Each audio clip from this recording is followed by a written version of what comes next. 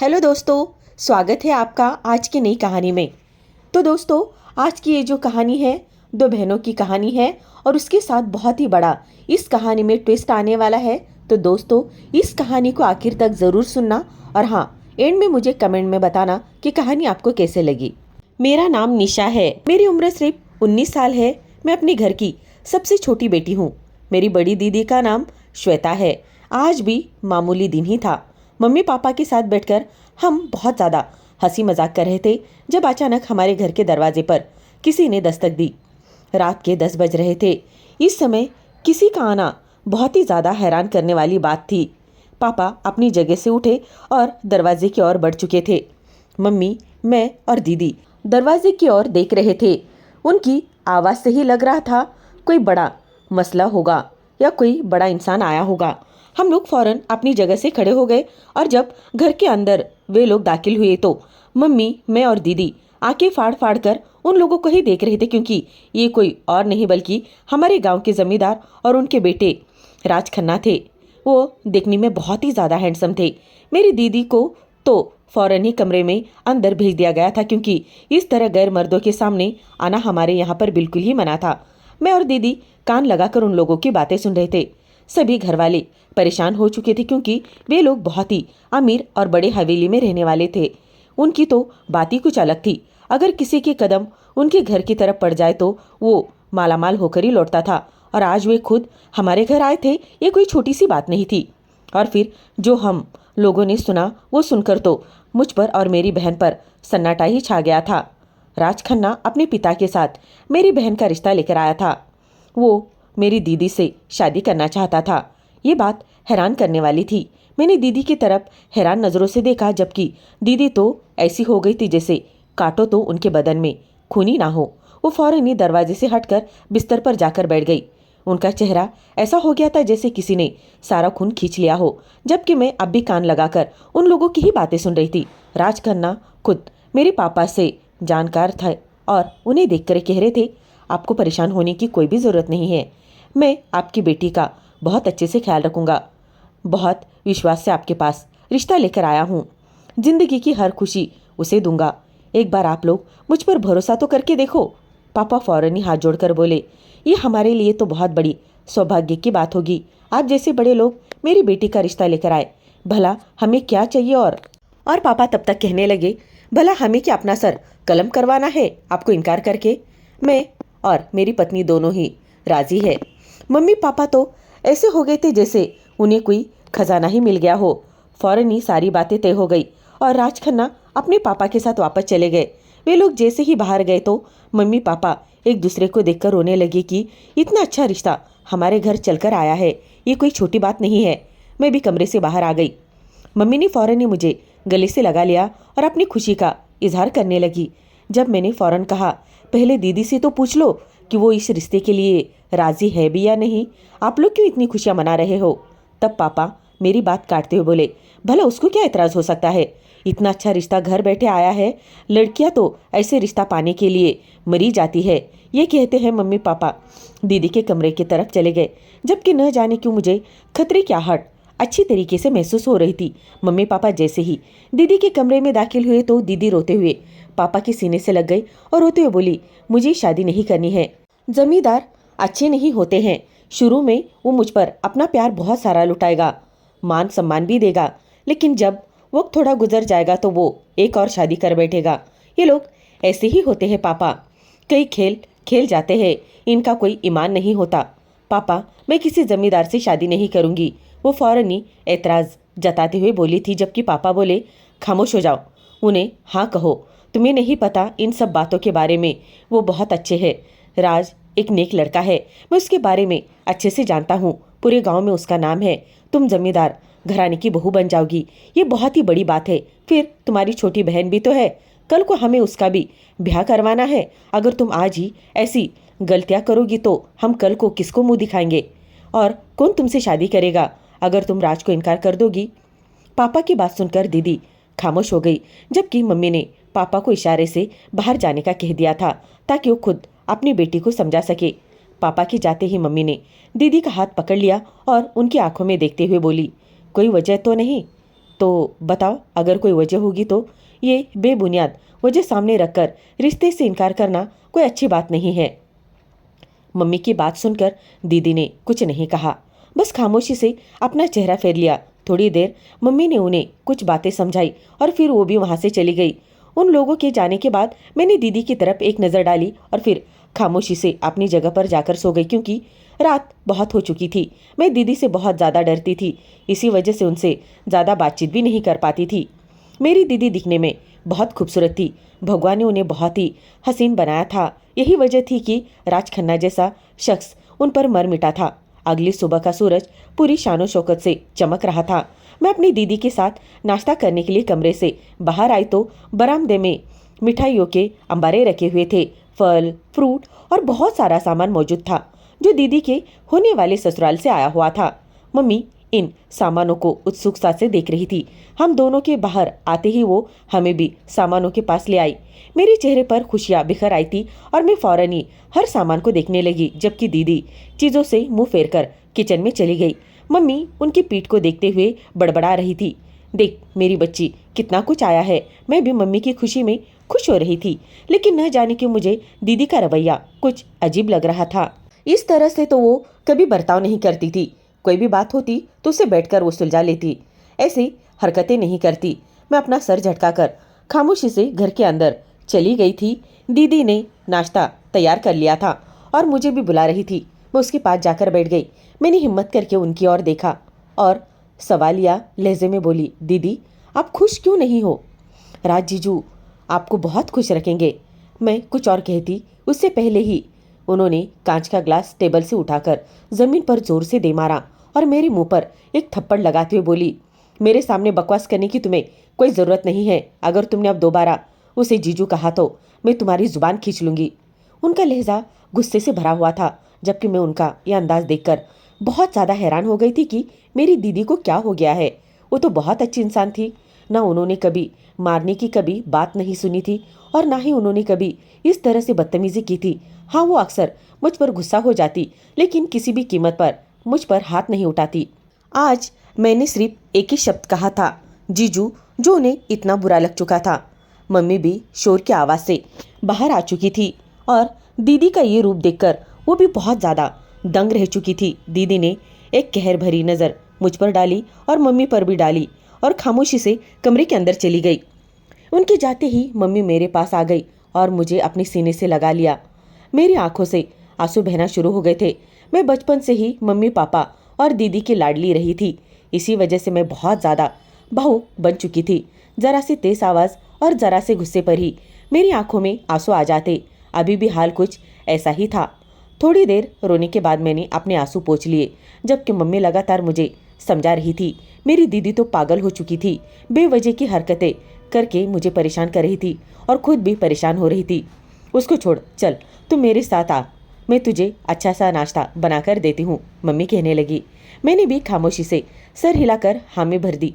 दीदी वाकई काफ़ी डिस्टर्ब लग रही थी और ये बात दिन गुजरने के साथ साथ सबको महसूस भी हो रही थी। जैसे जैसे शादी की तारीख नज़दीक आ रही थी, दीदी का रवैया और भी ज़्यादा खराब होता जा रहा था। एक दिन राज भैया अकेले घर आए। उनका इरादा दीदी के साथ कुछ वक्त अकेले बिताने का था। उन्होंने घर में आते ही मम्मी से इजाज़त मांगी कि वो दीदी को अपने साथ ले जाए ताकि वो उन्हें कुछ शॉपिंग करवा सके। शादी के हिसाब से मम्मी ने तुरंत ही इजाज़त दे दी, लेकिन जब मम्मी दीदी को बुलाने के लिए गई तो उन्होंने साफ इनकार कर दिया कि वो किसी के साथ नहीं जाना चाहती। मम्मी ने गुस्से में कहा, वो बाहर बैठे हुए हैं, मैं उन्हें क्या बोलूँ? मैं हाँ कर चुकी हूँ। जबकि दीदी गुस्से से तेज़ आवाज़ में बोली, मुझे कोई फ़र्क नहीं पड़ता, जिसने सुनना है वो सुन लेगा। मैं किसी के साथ कहीं नहीं जाऊँगी, मैं घर के अंदर ही ठीक हूँ। उनकी आवाज़ बाहर तक पहुँच रही थी। तभी बाहर से आवाज़ आई, ठीक है कोई बात नहीं, अगर नहीं आना चाहती तो हमारी कोई भी उनके साथ ज़ोर ज़बरदस्ती नहीं है, मेरे साथ चुटकी चलेगी। अचानक उन्होंने मुझे कहा तो मैं बुरी तरीके से घबरा गई, मगर फिर मैंने कहा हाँ क्यों नहीं, रिश्तेदारी हमें निभानी तो है। दीदी गुस्से में थी, लेकिन मैं भी इनकार करके उनका दिल नहीं तोड़ना चाहती थी। मम्मी ने इशारे से मुझे उनके साथ जाने की इजाज़त दे दी। मैं जल्दी से तैयार हुई और उनके साथ मॉल की तरफ रवाना हो गई। उनकी गाड़ी काफ़ी ज़्यादा ठंडी लग रही थी। मेरा दिल बहुत ज़ोर ज़ोर से धड़क रहा था। आज से पहले मैं किसी भी गैर मर्द के साथ बैठकर कहीं नहीं गई थी और इतनी बड़ी गाड़ी में बैठने का तो बस मेरा एक सपना ही था। आज इस गाड़ी में बैठकर न जाने क्यों मेरा दिल बहुत ही ज़्यादा खुश हो रहा था। वो मुझे देखते हुए बोले, निशा, सुमन तुम्हें क्या लगता है, क्या मैं उसे पसंद आऊँगा? मतलब कौन सा रंग पसंद है उसे, वो तो बताओ। और तुम्हारी दीदी को कौन सा रंग पसंद है और तुम्हें कौन सा रंग पसंद है?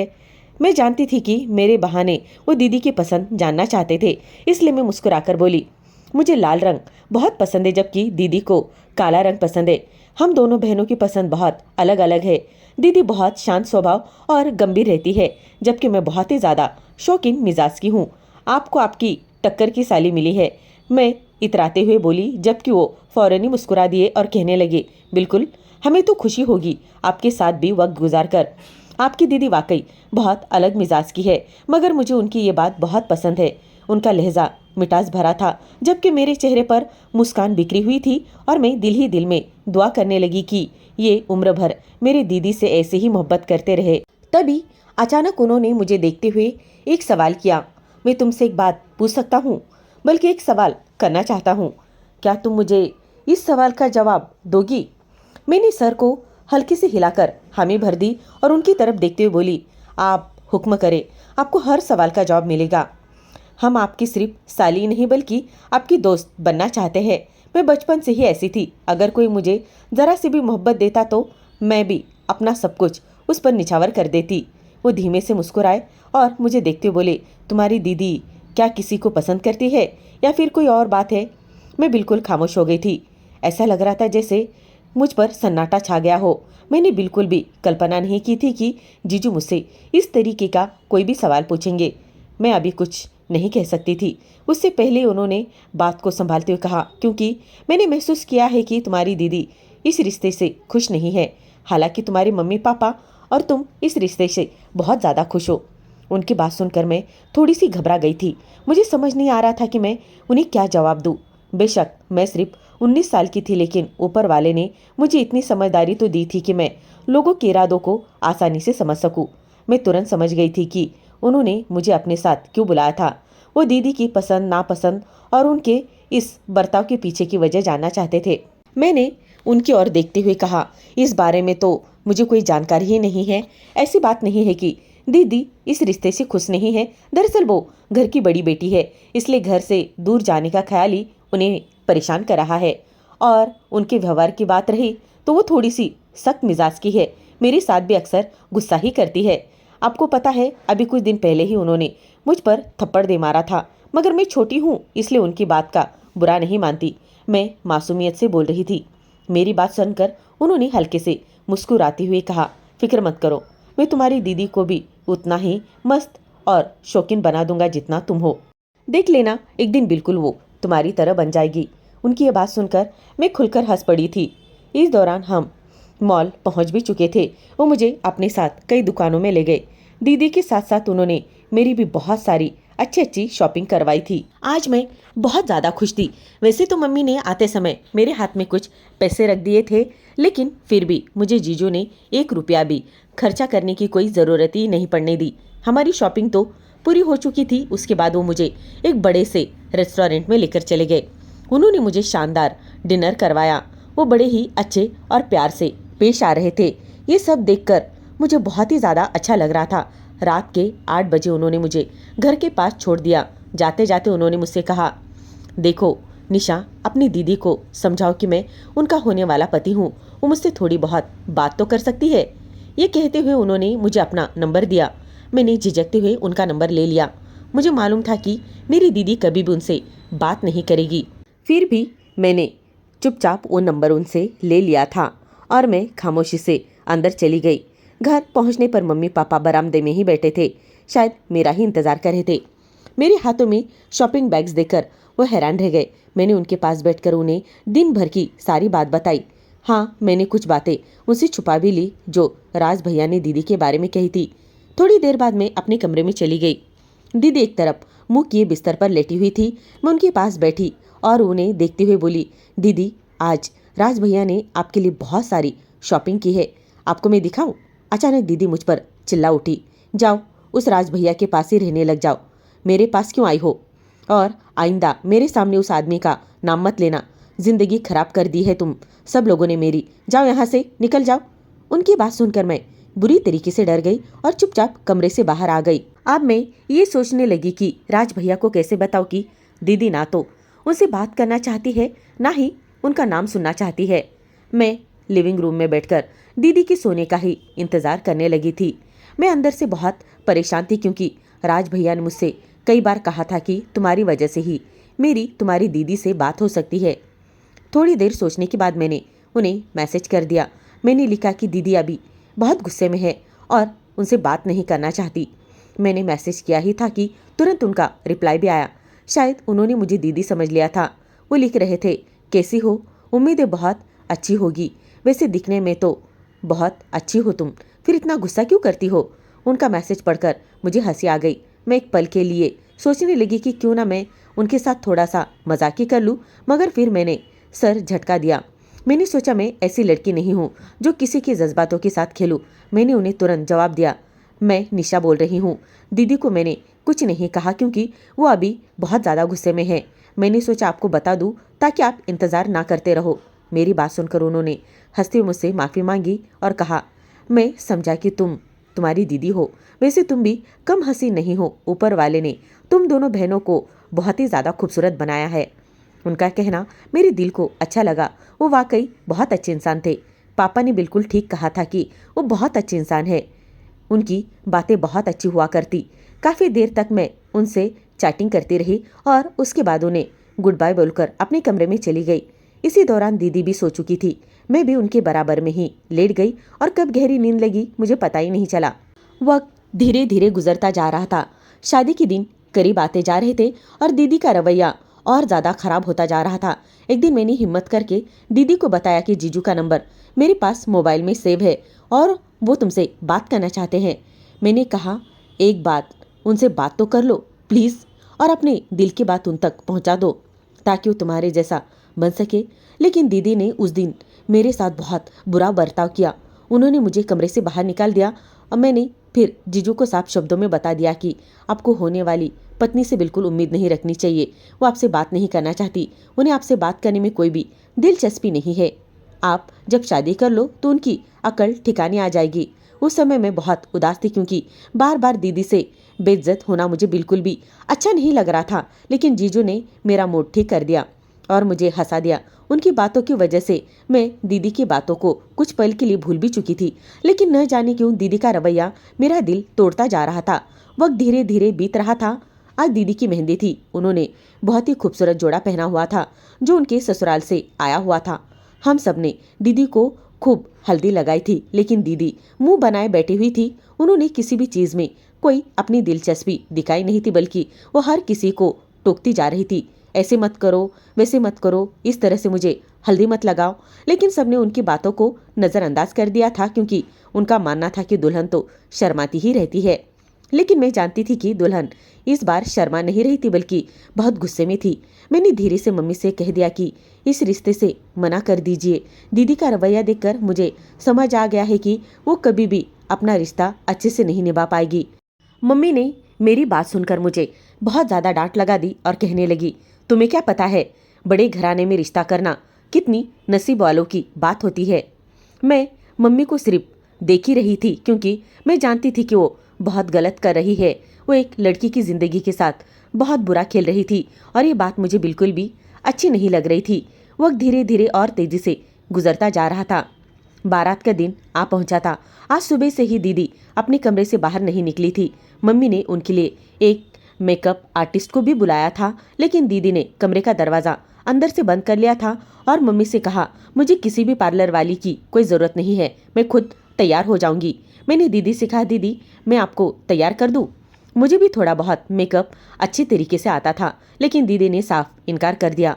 उन्होंने मेरी ज्वेलरी और कपड़े कमरे से बाहर निकाल दिए। इसका साफ साफ मतलब था कि मैं उनके कमरे में तैयार नहीं हो सकती थी। घर में मेहमान बहुत थे, इसलिए हमने इस पर ज़्यादा हंगामा नहीं किया। मैं अपना सामान उठाकर मम्मी के कमरे में चली गई। वहीं मैंने नहा धोकर अपने कपड़े पहन लिए और तैयार हो गई। अब मुझे सिर्फ बारात के आने का इंतजार था। घर में गहमागहमी मची हुई थी। वक्त तेजी से बीत रहा था। हमने घर के बाहर ही शामियाना लगवाया था क्योंकि घर हमारा बहुत छोटा था और मेहमान बहुत ज़्यादा आए हुए थे। बारात का समय भी आ चुका था। मैं सबके आगे आगे थी। जीजू का स्वागत हमने बहुत अच्छे से किया। मैंने उनसे बहुत ज़्यादा रकम ली थी और उन्होंने खुशी खुशी मुझे पैसे भी दे दिए थे। आज जीजू बहुत ही खूबसूरत लग रहे थे। मैंने उन्हें मुस्कुराते हुए कहा, आप बहुत अच्छे लग रहे हो। उन्होंने भी मेरा नाक खींचते हुए कहा, तुम भी बहुत खूबसूरत लग रही हो। मैं धीमे से मुस्कुराई और पीछे हो गई। अब दुल्हन को मंडप में बुलाया जा रहा था। मम्मी, पापा और मैं तीनों दीदी को लेने के लिए उनके कमरे में पहुंचे, लेकिन जब हमने दरवाज़ा खटखटाया तो दीदी ने दरवाज़ा नहीं खोला। घर में अब कोई नहीं था सिवाय हमारे। मैं बुरी तरीके से घबरा चुकी थी क्योंकि दीदी ऐसा कभी नहीं करती थी। कहीं उन्होंने कुछ कर तो नहीं दिया हो। ये ख्याल आते ही मेरी जान गले में अटक गई। मैं घबरा कर पापा की ओर देखने लगी। उन्होंने मुझे शांत रहने के लिए कहा और तुरंत दरवाजे को तोड़ने की कोशिश करने लगे। 2-4 धक्के के बाद दरवाज़ा खुल गया। जब हम अंदर पहुंचे तो देखा कि दीदी वहाँ नहीं थी। मेरा तो दम ही निकलने लगा था। मम्मी ने वॉशरूम भी देख लिया, लेकिन वो वहीं पर भी नहीं थी। मेरी नज़र ड्रेसिंग टेबल पर पड़े एक कागज़ पर गई। मैंने तुरंत ही वो कागज़ उठा लिया और जब मैंने वो खत पढ़ा तो मेरे पाँव तले से ज़मीन खिसक गई। उस खत में साफ साफ लिखा हुआ था, मैं इस घर को छोड़कर जा रही हूँ। जब आप लोगों ने मेरी बात को कोई भी अहमियत नहीं दी तो मैं क्यों आप लोगों की इज्जत को अहमियत दूँ। मुझे कोई और पसंद है और मैं उसी के साथ अपनी ज़िंदगी बिताना चाहती हूँ। आपको आपका जमींदार दामाद मुबारक हो। आखिर में दीदी ने अपना नाम लिख दिया था। मेरी तो जान ही निकल चुकी थी। बाहर सारे मेहमान मौजूद थे और घर की इज्जत के साथ दीदी बुरी तरीके से अब ये खेल खेल चुकी थी। पापा वही सर थामकर जमीन पर बैठ गए थे। मम्मी का हाल भी बहुत अलग ही था, जबकि मैं भी ड्रेसिंग टेबल के साथ ही लगकर वहीं पर बैठ गई। तभी अचानक पापा ने दीदी का रखा हुआ जोड़ा उठाया और मेरी तरफ बढ़ा दिया। वो मुझे देखते हुए बोले, जमींदारों के यहाँ बहुओं के चेहरे पर घूंघट डाला जाता है। तुम अभी के लिए रात से शादी कर लो, कल हम सुबह तुम्हें लेने तुम्हारे ससुराल आ जाएंगे। अगर अभी तुम्हारी शादी रात से नहीं हुई तो हमारी बहुत बदनामी हो जाएगी और वो जमींदार लोग हैं, हमारा सर धड़ से अलग कर देंगे। इज्जत हंसी में मजाक में उड़ जाएगी। तुम उनके साथ विदा हो जाओ। मैं अपने मम्मी पापा को फटी फटी निगाहों से देख रही थी। मैंने कभी सपने में भी नहीं सोचा था कि मुझ पर ऐसी मुसीबत आन पड़ेगी। मैं सर नामे हिलाते हुए बोली, नहीं पापा, वो मेरे जीजू है, मैं उनके साथ कैसे शादी कर सकती हूँ। तभी मम्मी भी मेरे आगे हाथ जोड़ते हुए बोली, तेरी एक बहन ने तो हमें कहीं मुंह दिखाने के लिए नहीं छोड़ा, लेकिन भगवान के लिए तू हमारी मदद कर दे बेटा। तू हमें निराश मत कर, हमें तुझसे बहुत ज़्यादा उम्मीदें हैं। मुझे पता है मेरी बच्ची बहुत अच्छी है, उसके पास अकल और सूरत दोनों है। तू जानती है कि अगर हमने अभी तेरी शादी रात से नहीं करवाई तो वो लोग खून खराबा कर देंगे, और तू जानती है कि तेरे पास तो सिर्फ एक बाप है और कोई नहीं। मम्मी इमोशनल ब्लैकमेल मुझे कर रही थी और मुझ पर इमोशनल ब्लैकमेलिंग का प्लानिंग अच्छे से उतर आया था। उनकी बात बिल्कुल सही थी। वाकई अगर हम इस वक्त उस रिश्ते से इनकार कर देते तो ये लोग हमें जिंदा नहीं छोड़ते। जमींदारों के पास कितनी बड़ी बड़ी बंदूकें होती है, इस बात से मैं बहुत अच्छी तरीके से वाकिफ थी। मैं बहुत ज़्यादा डर चुकी थी, इसी वजह से मैंने तुरंत हामी भर दी। मैंने दीदी का जोड़ा उठाया और वॉशरूम में चली गई। थोड़ी देर बाद मैं उनका दुल्हन का जोड़ा पहनकर बाहर आ गई। मम्मी ने मेरे सर पर लाल घूंघट डाल दिया और मुझे अपने साथ थामकर बाहर ले आई। उन्होंने मुझे मंडप में बिठा दिया और शादी की रस्में शुरू हो गई थी। मेरा दिल बहुत जोर जोर से धड़क रहा था। जब जब जीजू मेरा हाथ थामते तो ऐसा लगता कि मेरा दिल अब मुंह से बाहर ही आ जाएगा। एक बार उन्होंने मुझे बाहर देखा था और हैरत से उन्होंने कुछ भी नहीं कहा था, मगर उन्होंने ऐसी बात जाहिर ही नहीं की कि लोगों को पता चले, जिससे किसी को शक हो। थोड़ी देर बाद शादी की सारी रस्में पूरी हो चुकी थी। शादी अच्छी तरीके से पार पड़ चुकी थी और मैं पूरे हक के साथ अपने जीजू के नाम की हो चुकी थी। शादी खत्म होते ही खाना खोल दिया गया था। सबने खाना चुपचाप खाया और उसके बाद विदाई का वक्त आ गया। विदाई के वक्त मेरा दिल ऐसे हो रहा था जैसे मैं अभी कटकर मर जाऊं। मेरा दिल कह रहा था कि राज को बता दो कि मैं दीदी नहीं, निशा हूँ। मेरा दिल बहुत ही ज़्यादा डर रहा था कि मैं क्या करूँ और क्या नहीं। उन्हें कैसे बताऊँ कि मैं आपकी साली हूँ, मगर उस वक्त मैं इतना डरी हुई थी कि मैंने अपनी ज़ुबान बंद रखी। मुझे गाड़ी में बिठा दिया गया और गाड़ी हवेली की तरफ रवाना हो गई। एक लंबा सफ़र तय करके हम हवेली पहुँचे थे, जहाँ जैसे हमारी गाड़ी दाखिल हुई तो ढोल नगाड़े बजाए गए और आसमान में नताशबाजी की गई थी। सब तरफ फटाके बज रहे थे। बल्कि मेरी बहन के स्वागत के लिए ये सब कुछ हो रहा था। वो तो बहुत खुशनसीबी वाली लड़की थी। मेरी आंखों में आंसू आ गए, लेकिन मैंने अपने दिल को समझा लिया था कि सिर्फ एक रात की ही तो बात है। कमरे में जाते ही मैं जीजू को बता दूंगी कि मैं कौन हूँ, लेकिन मैं जानती नहीं थी कि कमरे में जाने के बाद मुझ पर कैसी कयामत टूटने वाली है। फौरन मुझे अंदर ले जाया गया और शादी का पारिवारिक रस्में शुरू हो गई। जब मुझे डर सता रहा था, अगर उनमें से किसी ने भी मेरा घूंघट उठाया तो मुझ पर कयामत ढा जाएगी। मगर बड़ी जो राज की दादी थी, उन्होंने हुक्म दिया कि दुल्हन का घूंघट कोई नहीं उठाएगा। दुल्हन का घूंघट उसका पति उठाएगा और वही उसका चेहरा सबसे पहले देखेगा। मेरा दिल धक से रह गया था और मैंने अंदर ही अंदर ऊपर वाले का बहुत बहुत शुक्रिया अदा किया, क्योंकि अगर अभी मेरा घूंघट उठता तो मुसीबत हो जाती। फौरन ही मुझे रस्मों के बाद मेरे कमरे में पहुंचा दिया गया। मैं कमरे में दाखिल हुई तो हर तरफ फूल बिछाए हुए थे। बेड बहुत अच्छी तरीके से सजाया हुआ था और फूलों की खुशबू मेरे नाक से टकरा रही थी और मुझे ये सारी चीज़ें बहुत अच्छी लग रही थी।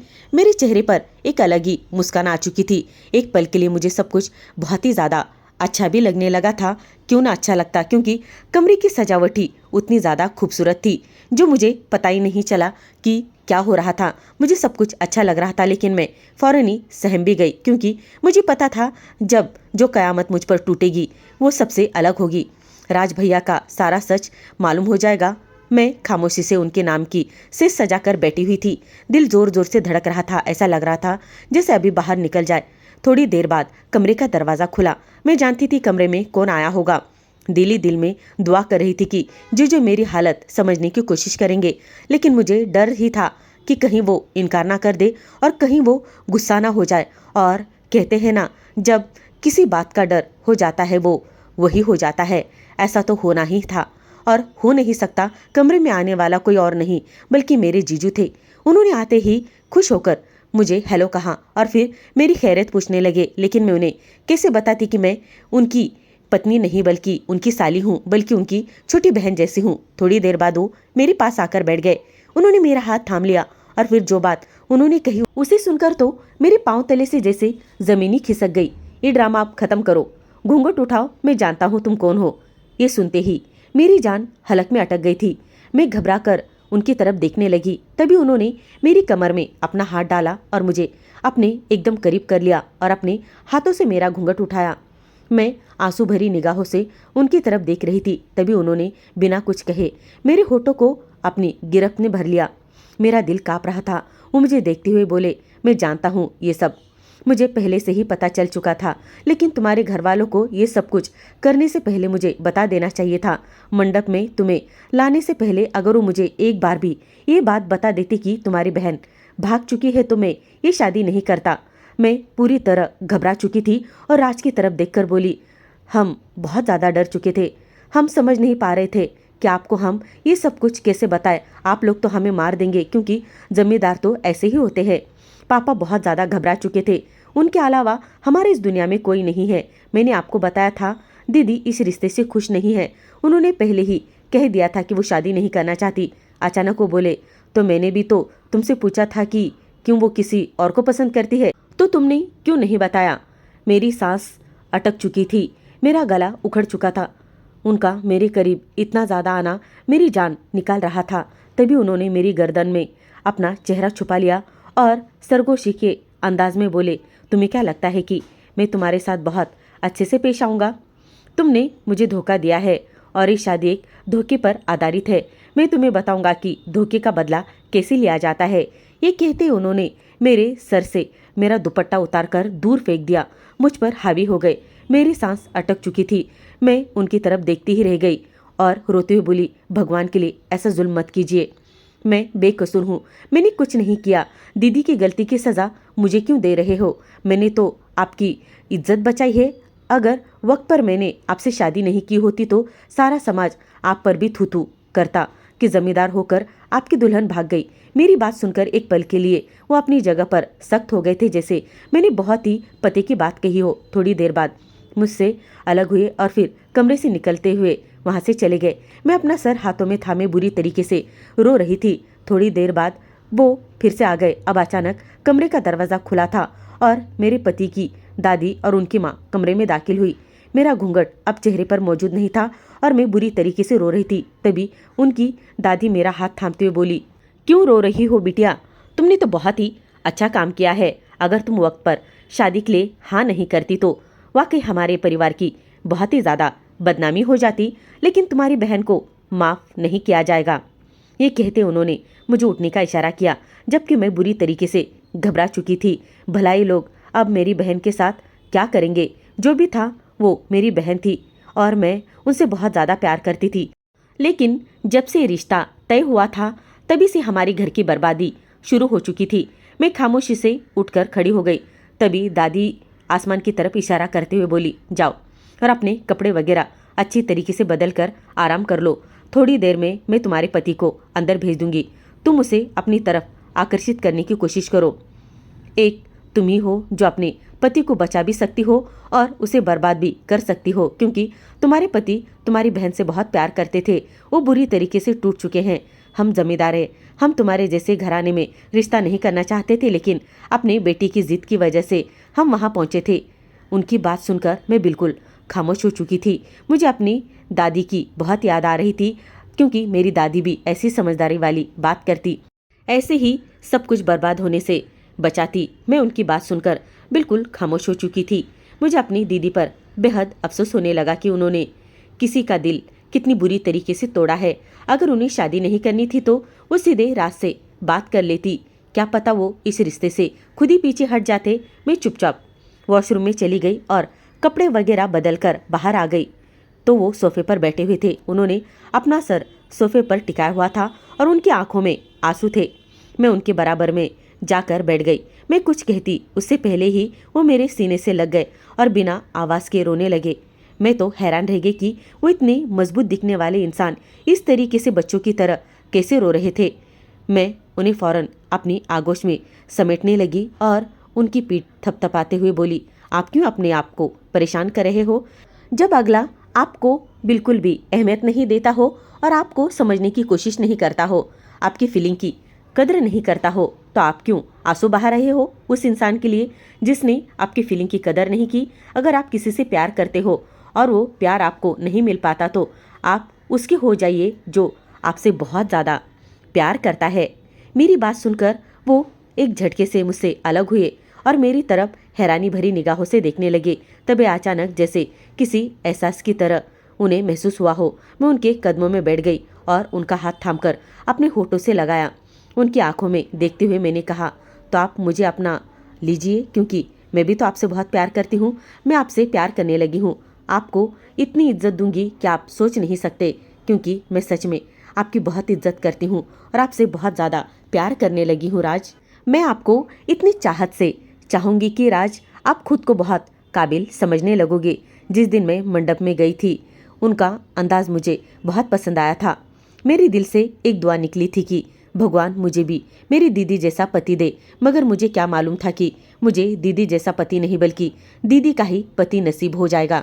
काफ़ी देर तक वो खामोश निगाहों से मुझे देखते रहे। फिर उन्होंने झटके से मुझे अपनी बाहों में भर लिया और इतने प्यार से मेरे गर्दन पर, मेरे कान के पीछे, यहाँ वहाँ मुझे बेतहाशा चूमने लगे और फिर हम बिस्तर की तरफ बढ़ गए। उस रात वो मुझे मेरे करीब इस कदर करने लगे थे जैसे कभी उन्होंने किसी और से प्यार ना किया हो। उन्होंने पल पल मुझे अपने आप में गुम करने की कोशिश की। वो मेरी बाहों में खो चुके थे और मैंने भी अपने पति को संभाल लिया। मैं अब इस रिश्ते की शुरुआत करना चाहती थी। मम्मी पापा के कहने के मुताबिक अगले दिन वो मुझे लेने के लिए आए थे। उन्होंने बड़े जमींदार से माफ़ी भी मांगी, यानी राज के पापा से, मगर मैंने इनकार कर दिया था। मैंने कहा कि मैं अपने पति के साथ रहना चाहती हूँ और अपना घर बसाना चाहती हूँ। राज ने भी मेरी हाँ में हाँ मिलाई थी। उनका कहना था कि मैं अपनी पत्नी को नहीं छोड़ूंगा।